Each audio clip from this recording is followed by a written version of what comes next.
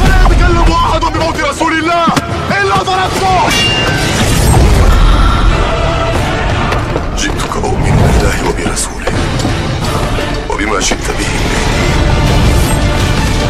فقد أعذرت إليكم وأعذرتموني.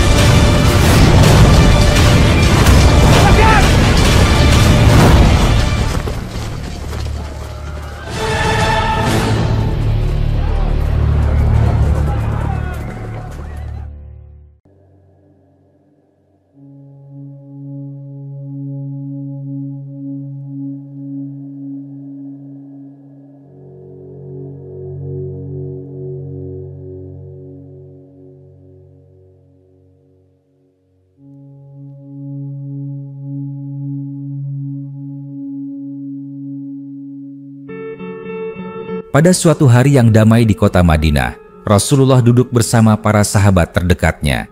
Sinar matahari senja menyinari wajah-wajah penuh takzim yang berkumpul di sekeliling beliau. Angin berhembus lembut dan suasana terasa khidmat. Di tengah kebersamaan itu, Rasulullah mulai berbicara tentang hal yang belum mereka ketahui sebelumnya, perihal akhir zaman dan munculnya seorang pemimpin besar yang akan menegakkan keadilan dan kebenaran di muka bumi. Sosok itu bukan sembarang pemimpin, melainkan seorang keturunan dari keluarga beliau yang dikenal kelak sebagai Imam Mahdi.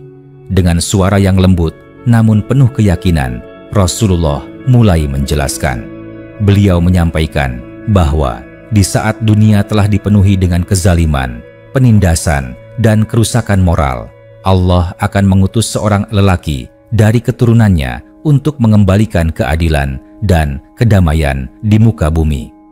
Beliau menggambarkan bahwa Imam Mahdi akan datang di saat umat manusia telah berada di ambang keputusasaan, ketika pertumpahan darah menjadi hal biasa dan kebenaran menjadi sesuatu yang asing di tengah kehidupan manusia. Para sahabat menyimak dengan penuh perhatian. Mereka mendengar bagaimana sosok ini akan muncul bukan sebagai orang yang haus akan kekuasaan, tetapi justru sebagai seseorang yang enggan menerima tugas besar ini. Namun, Allah akan membimbingnya, membukakan hatinya, dan mengokohkannya dengan cahaya petunjuk. Imam Mahdi tidak akan datang dengan membawa senjata atau pasukan besar pada awalnya, melainkan dengan membawa kebenaran dan keimanan yang dalam. Rasulullah kemudian berbicara tentang umur Imam Mahdi. Beliau menjelaskan bahwa Imam Mahdi akan hidup selama beberapa tahun untuk menjalankan misinya. Dalam beberapa riwayat yang disampaikan kepada para sahabat, disebutkan bahwa Imam Mahdi akan memimpin selama 7 tahun. Dan dalam waktu itu, dunia akan mengalami perubahan besar. Bumi akan mengeluarkan berkahnya, langit akan menurunkan hujan yang membawa kebaikan, dan umat manusia akan hidup dalam kemakmuran yang belum pernah mereka rasakan sebelumnya. Tidak akan ada lagi kemiskinan yang menyiksa, dan tidak akan ada lagi permusuhan yang memecah belah umat. Namun, Rasulullah juga menambahkan bahwa masa hidup Imam Mahdi tidak panjang dalam hitungan sejarah umat manusia. Beliau akan wafat setelah menyelesaikan tugas sucinya, dan dunia pun akan bersiap menghadapi fase selanjutnya dari akhir zaman. Masa 7 tahun itu akan menjadi masa penuh berkah, masa di mana keadilan ditegakkan tanpa kompromi, dan agama Islam berdiri tegak sebagaimana pada masa awalnya. Para sahabat terdiam sejenak setelah mendengar penuturan itu. Wajah mereka tampak merenung, membayangkan masa depan yang telah digambarkan dengan begitu jelas oleh Rasulullah. Mereka menyadari bahwa meskipun masa itu masih jauh, setiap umat Islam memiliki tanggung jawab untuk menjaga keimanan dan meneruskan nilai-nilai kebenaran, agar kelak ketika Imam Mahdi datang, mereka atau generasi setelah mereka termasuk golongan yang mendapat petunjuk dan mampu mengenali pemimpin tersebut. Rasulullah kemudian menutup pembicaraannya dengan mengingatkan bahwa mereka yang hidup di zaman itu hendaknya bergabung dengan Imam Mahdi, mendukung perjuangannya, dan menjadi bagian dari pasukannya yang membawa cahaya di tengah kegelapan dunia. Sebab siapa yang mengikutinya akan mendapatkan keberkahan dunia dan akhirat, dan siapa yang menolaknya, maka ia telah menolak kebenaran yang datang dari Allah. Demikianlah Rasulullah menggambarkan sosok Imam Mahdi kepada para sahabatnya, seorang pemimpin yang akan lahir dari garis keturunannya, yang akan memimpin selama beberapa tahun dengan keadilan dan petunjuk dari Allah, dan yang menjadi tanda dimulainya fase besar dalam perjalanan akhir zaman. Setelah Rasulullah menyampaikan gambaran tersebut, para sahabat masih diliputi rasa haru dan kagum. Suasana hening sesaat, hanya suara desir angin yang terdengar di sela-sela napas mereka yang tertahan. Salah seorang sahabat yang dikenal memiliki semangat tinggi dalam menuntut ilmu pun memberanikan diri bertanya, "Wahai Rasulullah, apakah tanda-tanda sebelum kedatangan Imam Mahdi itu bisa kami kenali? Bagaimana umat ini bisa bersiap menyambutnya?" Rasulullah menatap sahabat itu dengan pandangan yang dalam, seakan melihat jauh ke masa depan, menembus zaman demi zaman. Beliau kemudian menjelaskan bahwa kedatangan Imam Mahdi tidak terjadi begitu saja tanpa tanda. Akan ada masa-masa fitnah yang sangat dahsyat. Manusia akan hidup dalam kebingungan, kebenaran dan kebatilan menjadi kabur. Bahkan, sebagian orang yang tadinya teguh imannya akan tergelincir karena tipu daya dunia. Rasulullah menggambarkan bahwa sebelum Imam Mahdi muncul, dunia akan diliputi oleh perselisihan dan kekacauan. Timur dan Barat akan saling berebut kekuasaan, banyak pemimpin zalim akan muncul dan menindas rakyatnya.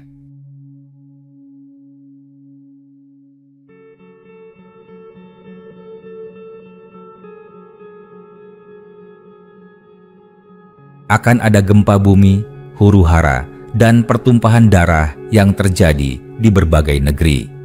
Ketika seluruh manusia hampir kehilangan harapan, saat itulah Allah akan menampakkan hambanya yang terpilih. Rasulullah pun menceritakan bahwa Imam Mahdi akan dikenali oleh umat Islam melalui tanda-tanda khusus. Namanya akan sama dengan nama beliau, dan nama ayahnya akan sama dengan nama ayah beliau.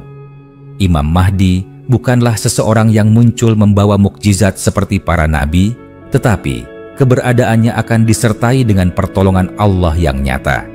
Ia akan dibaiat di dekat Ka'bah oleh sekelompok orang-orang saleh yang mengenal tanda-tandanya. Baiat itu akan berlangsung dengan diam-diam, karena pada saat itu dunia dalam kondisi genting dan banyak mata-mata kekuasaan mengintai. Beliau menekankan bahwa meskipun Imam Mahdi hanya akan memimpin selama sekitar 7 atau 9 tahun, dampaknya akan sangat besar bagi umat manusia. Dalam masa kepemimpinannya, tidak akan ada lagi orang miskin karena keadilan yang ditegakkannya akan menyentuh seluruh aspek kehidupan. Harta akan dibagikan secara merata, bukan karena kekurangan, tetapi karena semua orang hidup berkecukupan.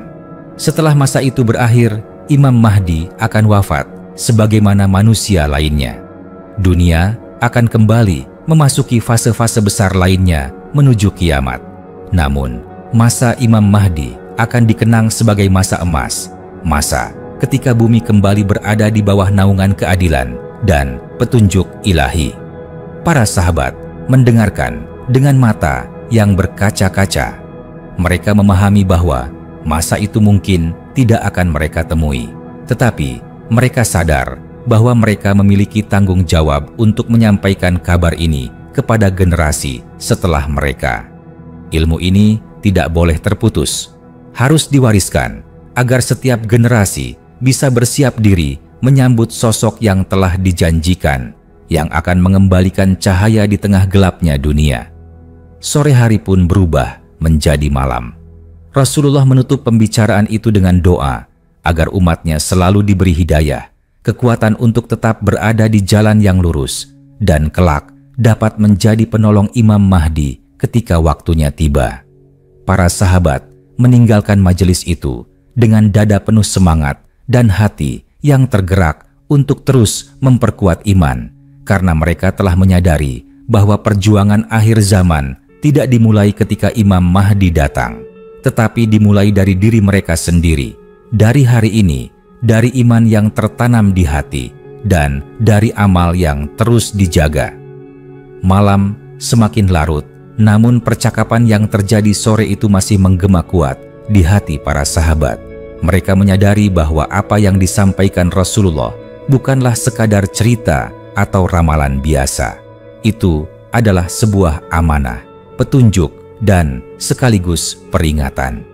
Rasulullah tidak hanya menggambarkan masa depan yang penuh ujian, tetapi juga memberikan harapan besar bahwa umat Islam tidak akan dibiarkan dalam kegelapan selamanya. Di antara para sahabat, ada yang terlihat merenung lebih dalam. Ia mengangkat wajahnya dan bertanya, "Wahai Rasulullah, bagaimana keadaan umat Islam pada masa Imam Mahdi itu? Apakah mereka sedikit atau banyak? Apakah mereka kuat atau lemah?" Rasulullah menjawab dengan penuh kebijaksanaan. Beliau menjelaskan bahwa pada awalnya umat Islam akan berada dalam kondisi yang sangat lemah. Mereka tercerai-berai, banyak yang terpengaruh oleh budaya asing dan meninggalkan ajaran agama mereka. Di banyak tempat, Islam hanya tinggal nama, sementara isinya telah ditinggalkan. Masjid-masjid megah berdiri, namun hati para jamaah kosong dari keikhlasan dan keimanan. Para ulama banyak yang diam atau terpengaruh oleh kekuasaan. Saat itulah Imam Mahdi akan muncul membawa pembaruan, bukan dalam bentuk syariat baru, tetapi dengan menghidupkan kembali ajaran Islam yang murni. Beliau akan memimpin umat menuju pembersihan diri. Ia akan memerangi kezaliman, bukan hanya dengan senjata, tetapi juga dengan ilmu dan keadilan. Hati manusia akan ditarik kepada kebenaran. Orang-orang yang sebelumnya saling bermusuhan akan dipersatukan dalam satu barisan.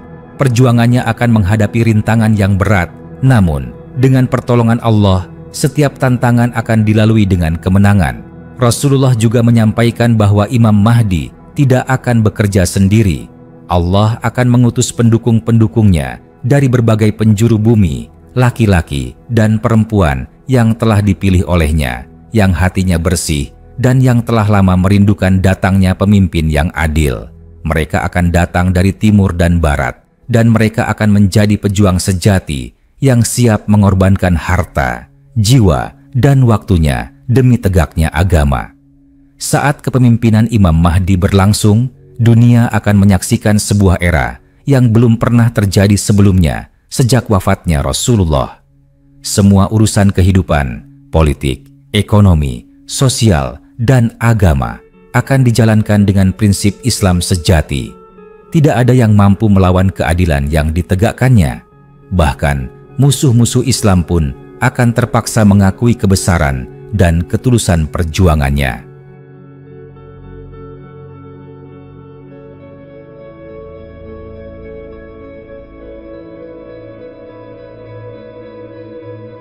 Namun Rasulullah mengingatkan bahwa zaman Imam Mahdi bukanlah masa untuk berleha-leha. Itu adalah masa jihad, perjuangan, dan pengorbanan. Siapapun yang hidup di zaman itu harus memilih bergabung dalam perjuangan atau menjadi penonton yang tertinggal.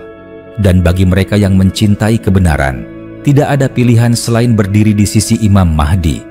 Rasulullah menunduk sejenak. Suaranya melembut dan matanya terlihat berkaca-kaca. Beliau mengucapkan doa dengan suara pelan, namun penuh harap. Ya Allah, rahmatilah umatku, kuatkan mereka ketika zaman itu datang.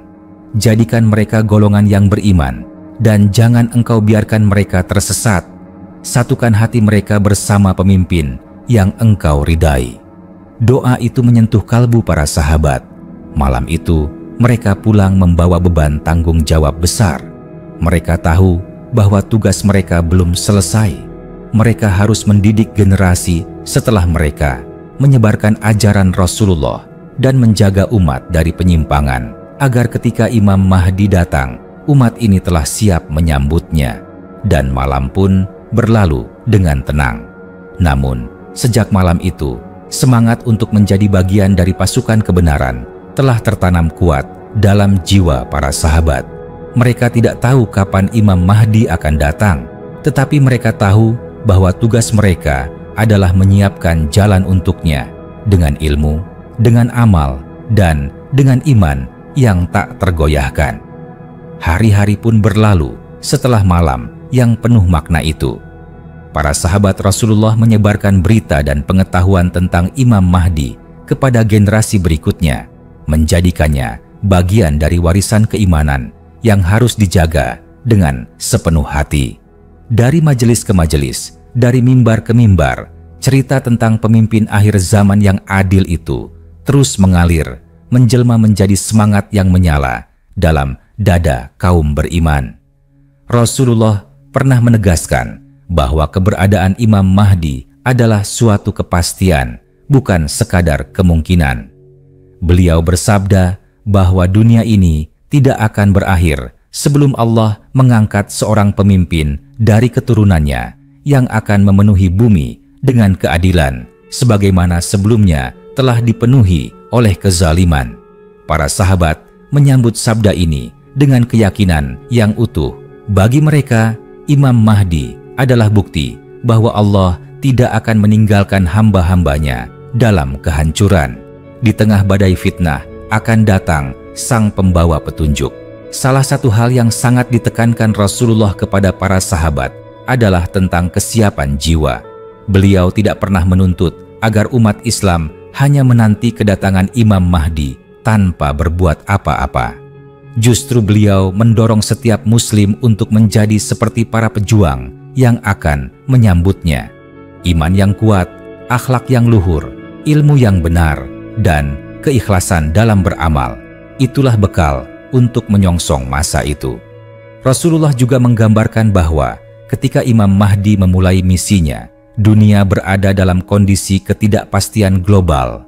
Negara-negara adidaya saling menjatuhkan, perekonomian dunia runtuh, fitnah tersebar di mana-mana melalui berbagai media, dan umat Islam tercerai-berai. Banyak yang hidup dalam ketakutan dan kebingungan, tidak tahu lagi mana yang benar dan mana yang salah. Akan tetapi, seperti mentari yang terbit setelah malam kelam, Imam Mahdi akan muncul sebagai titik balik. Kemunculan Imam Mahdi akan dimulai dari kota Makkah, tepatnya di dekat Ka'bah. Ia tidak akan muncul dari istana atau dari pusat kekuasaan. Ia akan datang dari kalangan orang biasa yang dijauhkan dari pusat perhatian dunia. Namun, dalam dirinya ada keteguhan iman dan keberanian yang dikaruniakan langsung oleh Allah. Ketika tiba waktunya, sekelompok orang saleh yang telah lama menantikan kehadirannya akan membayatnya, dan sejak saat itu misi besarnya akan dimulai. Dalam masa 7 atau 9 tahun kepemimpinannya, Imam Mahdi tidak hanya memperbaiki kondisi umat dari segi agama, tetapi juga dari aspek duniawi. Sistem ekonomi Islam ditegakkan, keadilan sosial dipulihkan, dan rakyat dari berbagai kalangan merasakan kesejahteraan. Bahkan, hewan pun hidup dalam ketenangan karena tiadanya lagi peperangan dan pengrusakan. Bumi seakan merespons kepemimpinannya dengan menumbuhkan segala kebaikan. Namun, Rasulullah mengingatkan bahwa musuh-musuh kebenaran tidak akan tinggal diam. Mereka akan berusaha menghalangi Imam Mahdi dengan segala kekuatan yang dimiliki. Akan terjadi pertempuran-pertempuran besar, termasuk yang paling terkenal, yaitu pertempuran di Syam, di mana Imam Mahdi akan dibantu oleh seorang nabi yang diutus kembali oleh Allah, yaitu Nabi Isa bin Maryam. Bersama, mereka akan menghancurkan kekuatan Dajjal dan menegakkan agama yang lurus di muka bumi. Setelah semua misi besar itu terlaksana, masa Imam Mahdi akan berakhir dengan wafatnya beliau. Ia akan dimakamkan sebagaimana manusia lainnya. Namun warisannya akan tetap hidup, masyarakat yang adil, umat yang bersatu, dan ajaran Islam yang kembali kepada kemurniannya.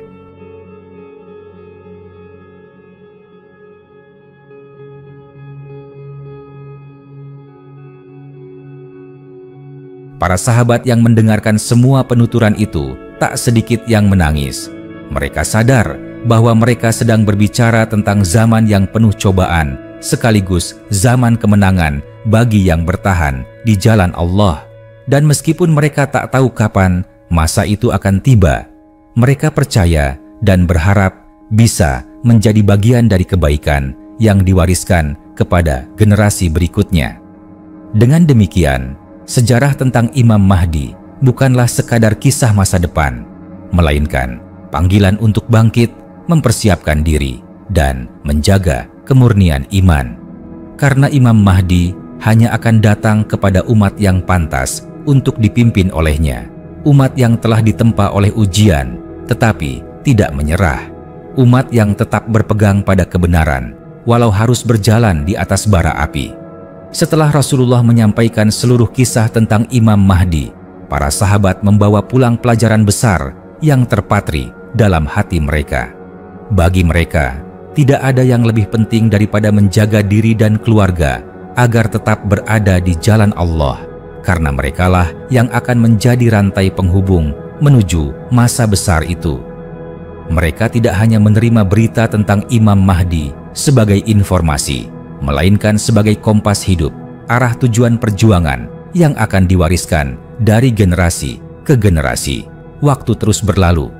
Setelah Rasulullah wafat, para sahabat meneruskan dakwah dan perjuangan.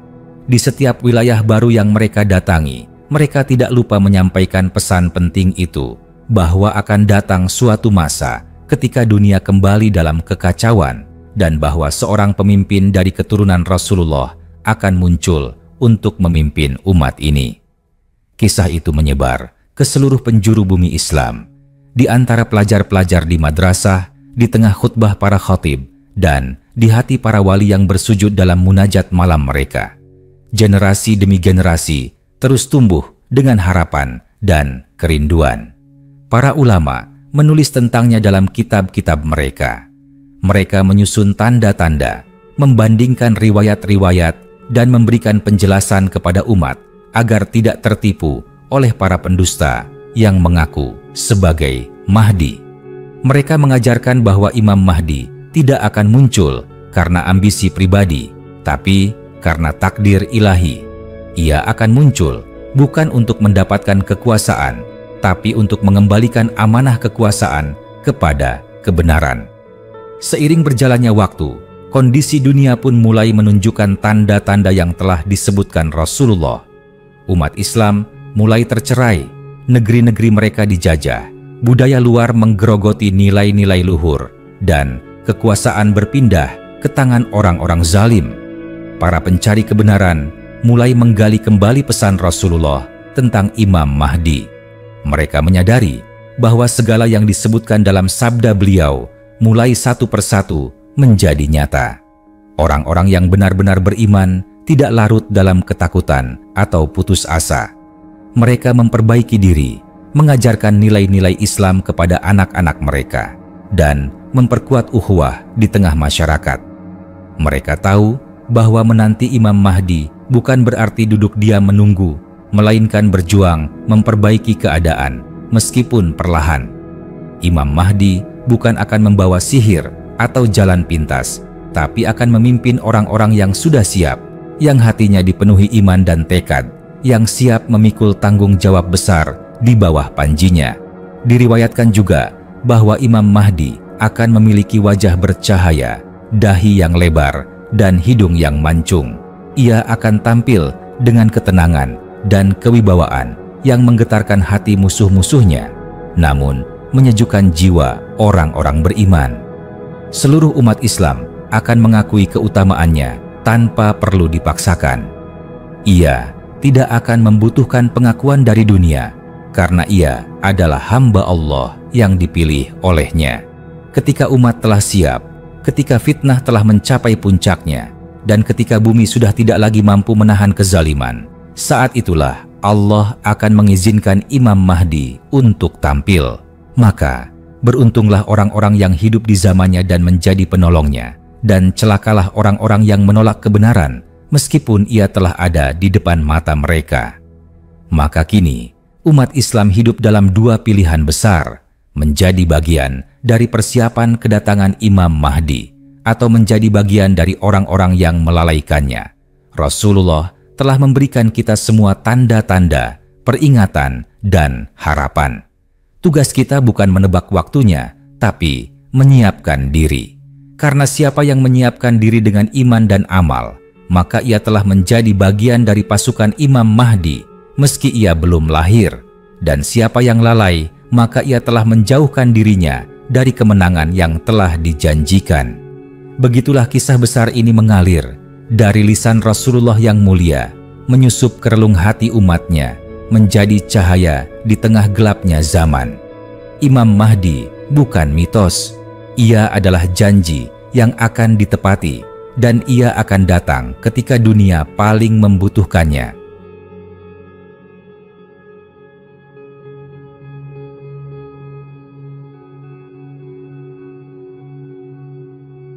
Dan kisah itu terus diwariskan, turun-temurun, menjadi bagian dari harapan yang tak pernah padam dalam dada umat Islam. Di setiap masa yang sulit, di setiap zaman yang penuh ujian, umat ini selalu kembali mengingat pesan Rasulullah tentang datangnya seorang pemimpin akhir zaman, seorang yang tidak hanya memperbaiki tatanan dunia, tetapi juga menuntun umat kembali ke fitrah kebenaran. Para ulama besar dari berbagai penjuru dunia Islam, baik di timur maupun di barat, telah mencatat ratusan riwayat tentang Imam Mahdi dalam kitab-kitab terpercaya. Nama-nama seperti Abu Dawud, At-Tirmidzi, Ibnu Majah, Ahmad bin Hanbal, dan lain-lain, semuanya menuliskan sabda-sabda Rasulullah tentang beliau. Ini bukan sekadar dongeng rakyat atau mitos bangsa. Ini adalah bagian dari warisan kenabian, bagian dari nubuat yang menjadi penanda dekatnya hari-hari akhir. Mereka menjelaskan bahwa di masa menjelang kemunculan Imam Mahdi akan terjadi 3 perkara besar yang saling berkaitan. Pertama adalah merebaknya fitnah, yaitu kekacauan dan ujian besar dalam agama, harta, dan jiwa. Kedua adalah perang saudara dan perpecahan umat yang membuat kaum muslimin saling mencurigai dan berpecah belah. Dan yang ketiga adalah munculnya kekuatan-kekuatan global yang menindas dan mencengkeram dunia Islam dari segala arah.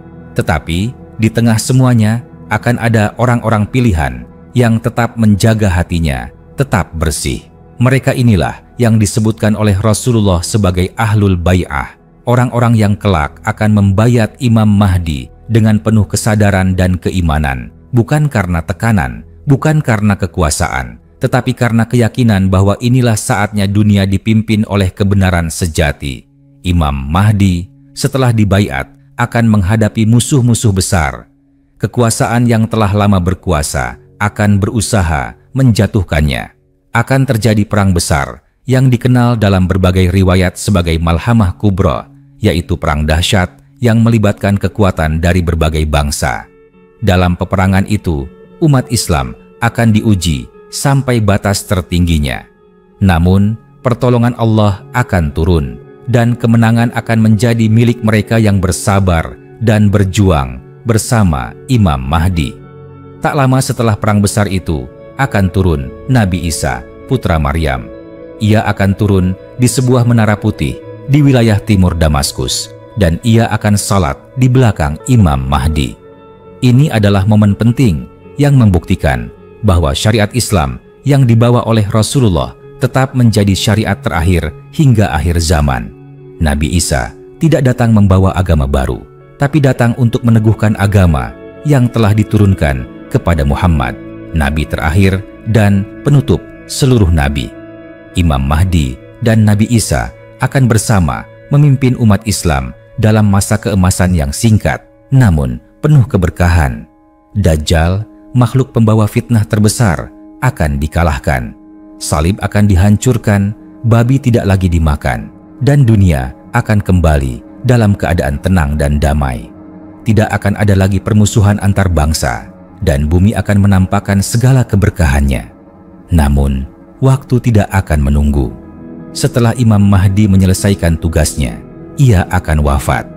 Kematian beliau akan menjadi duka besar bagi seluruh umat Islam.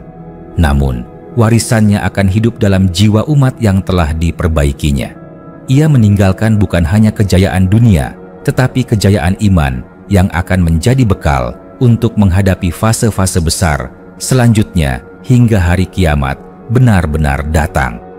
Inilah kisah yang telah hidup sejak zaman Rasulullah, terus mengalir di sungai sejarah umat Islam, menjadi bagian dari keimanan yang menenangkan jiwa dan membakar semangat perjuangan.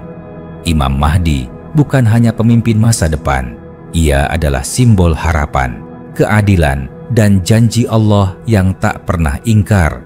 Dan bagi kita hari ini yang hidup di antara zaman kebingungan dan fitnah, tugas kita adalah terus memperbaiki diri, memperkuat iman, menjaga akidah, dan membangun masyarakat di atas nilai-nilai Islam.